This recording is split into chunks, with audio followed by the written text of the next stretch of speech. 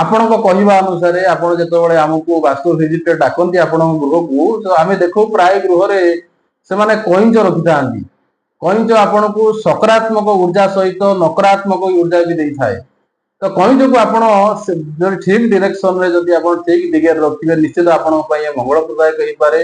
ଯଦି ଆପଣ ନର୍ଥ ବା ଉତ୍ତର ପଟେ ଆପଣ ଯଦି କଇଁଚକୁ ରଖୁଛନ୍ତି, ମନେ ରଖିବେ ଆପଣ ଯେକୌଣସି ବିଜନେସ କରୁଥିବେ ଗ୍ରାହକଙ୍କ ସଂଖ୍ୟା କମିଯିବା ସହିତ ଆପଣଙ୍କୁ ବିଭିନ୍ନ ପ୍ରକାର ସମସ୍ୟା ବି କିଛି ନା କିଛି ଆର୍ଥିକ ସମସ୍ୟା ଗୁଡା କ୍ରିଏଟ କରିଥାଏ।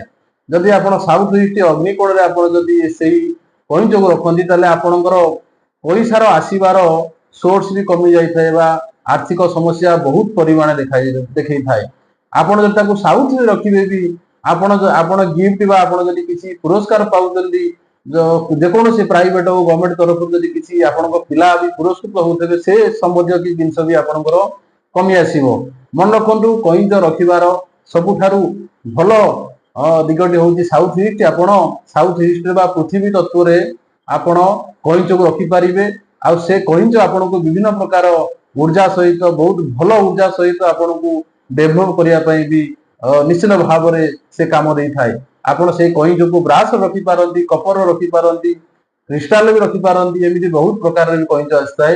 ଆପଣ ଯାହା ବି ରଖୁଛନ୍ତି ସାଉଥ ୱେଷ୍ଟ ରଖନ୍ତୁ, ନିଶ୍ଚିତ ଆପଣଙ୍କ ପାଇଁ ମଙ୍ଗଳପ୍ରଦାୟକ ହବ। ଜୟ ଜଗନ୍ନାଥ।